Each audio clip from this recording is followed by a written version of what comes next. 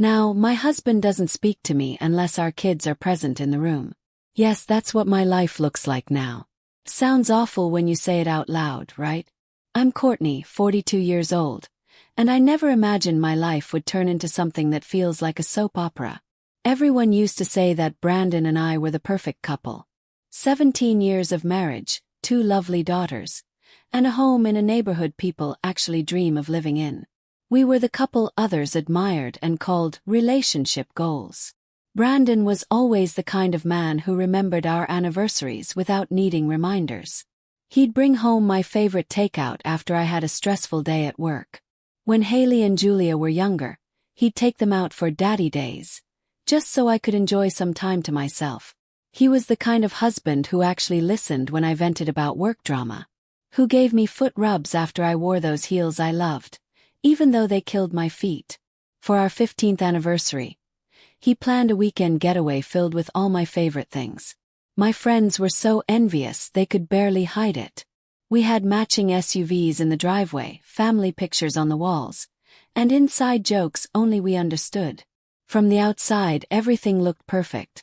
Other couples would come to us for advice, asking, "How do you two still look at each other with so much love after all these years?" At neighborhood barbecues, I'd smile knowingly while Brandon gently wrapped his arm around my waist. When other wives complained about their husbands leaving socks on the floor or forgetting birthdays, I'd nod politely but secretly feel proud. Brandon wasn't like those men. He was caring, thoughtful, everything I believed I had always wanted. At least, that's what I used to think I wanted. But around our 15th year of marriage, I began feeling unsettled. The stability that once felt comforting started to feel confining. I could predict exactly what Brandon was going to say before he said it. I knew his every move, every reaction. Date nights became predictable. New restaurants, same conversations. Even our intimacy became routine, like a dance we'd rehearsed too many times. It wasn't bad, just too familiar. I started noticing little things that began to irritate me. The way Brandon always cleared his throat before speaking. How he double-checked, no, triple-checked the locks before going to bed.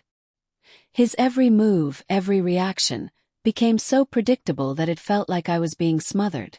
I'd sit across the dinner table, watching him talk about his day, and wonder, is this it? Is this really what the rest of my life looks like? But I never said a word. Who complains about a husband who's kind and attentive? What kind of woman does that?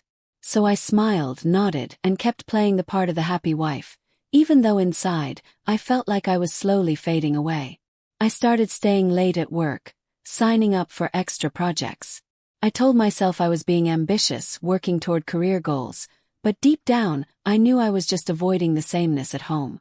By then, our daughters were teenagers. Haley was 16, Julia 14. They were caught up in their own worlds, school, friends, phones. They didn't need me as much, which gave me more time to sit with my restlessness. I started noticing younger women at the office, carefree, single, full of possibility, and felt a strange mix of envy and regret. He updated my wardrobe. Got a new haircut. Brandon noticed. He complimented me. "You look amazing, babe," he'd say. And for a moment I felt seen. But the emptiness always crept back in. I longed for something more. Passion, intensity, that spark I hadn't felt in years. And then Eric joined our office. He wasn't particularly good-looking. Not my type, really. But the way he looked at me, it was different. He saw me, not just as a wife or mother, but as a woman. When we ended up working together on a project, I started finding reasons to spend more time with him. We had coffee, lunch. At first, I told myself we were just colleagues, just friends, until we weren't. Started one late night at the office. Everyone else had gone home. We were reviewing numbers for an important presentation. We reached for the same file at the same time. Our hands touched, and suddenly, 17 years of marriage faded in the heat of something I hadn't felt in so long. I told myself it was a mistake, a lapse in judgment. But it happened again, and again. I became someone I didn't recognize. Sneaking around, lying, deleting messages. The affair lasted 6 months before Brandon found out. 6 months of double life. Feeling more alive than I had in years while carrying the weight of betrayal. I told myself Brandon had grown distant, that we had lost our connection, that I deserved to feel wanted. I made myself the victim, not the one doing harm. But looking back, I see that Eric never truly cared for me. He was younger, ambitious, and maybe he saw our relationship as a way to climb the ladder. But at the time, the attention felt like air after years of holding my breath. I convinced myself I was falling in love with him. Maybe part of me actually believed it. But I got careless. One night, I left my phone unlocked while I showered. Brandon saw a message from Eric that left no doubt. Still thinking about last night. Can't wait to see you tomorrow. When I stepped out of the bathroom, he was sitting on the edge of the bed, my phone in his hand. He looked heartbroken. And yet, not surprised. Like some part of him had been waiting for this moment. "How long?" he asked, his voice low and emotionless. That scared me more than if he'd yelled. I tried to lie, said it was nothing, just flirting. But Brandon just stared, crushed, until the truth came pouring out. Not all of it. I tried to downplay things, pretended it was mostly emotional, not physical. I said I was confused, not calculating. But the damage was done. I expected him to yell or throw something. Instead, he just nodded slowly, as if I had confirmed what he feared. Then he stood, walked to the guest room and closed the door. That silence hurt more than any words ever could. The next day, my professional life collapsed. Brandon had spent the night reading my texts and emails. He sent the worst of them to himself, then reported us to HR.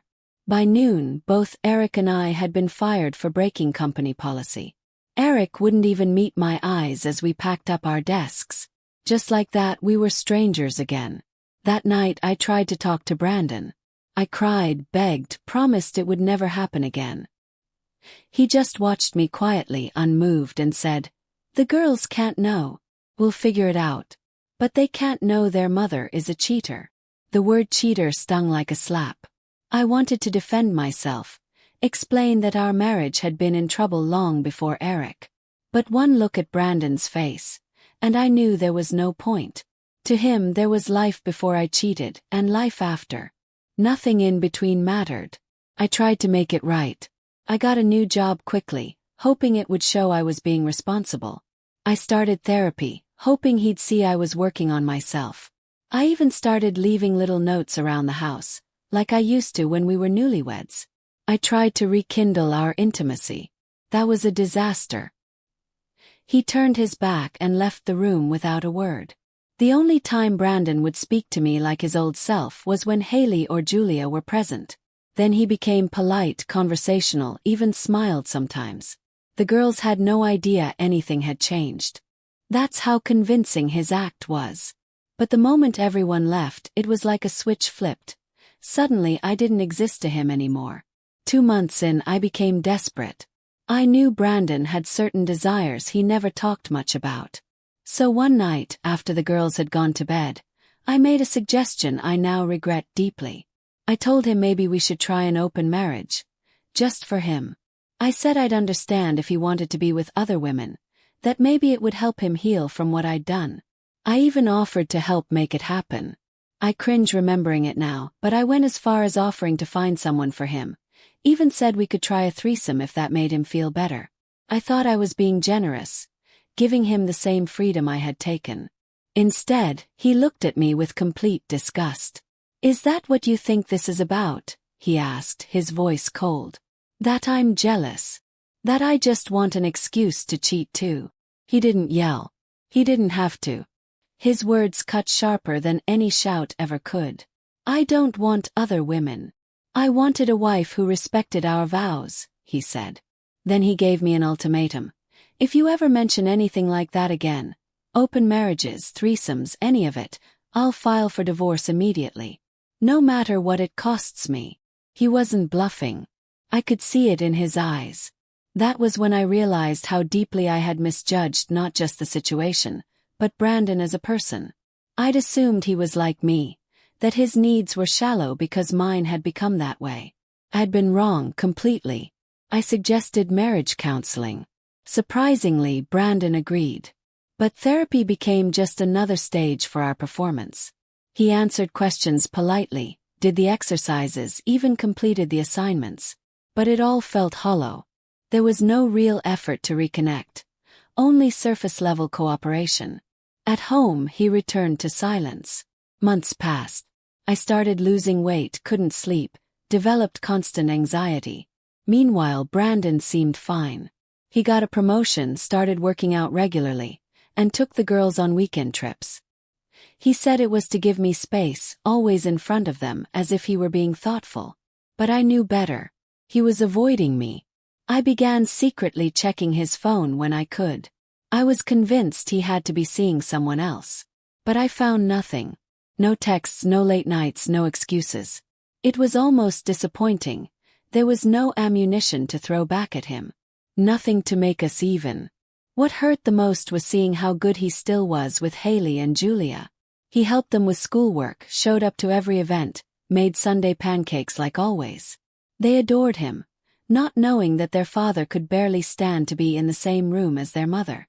One night, after the girls had gone to sleep, I finally asked him, "Why are you still pretending?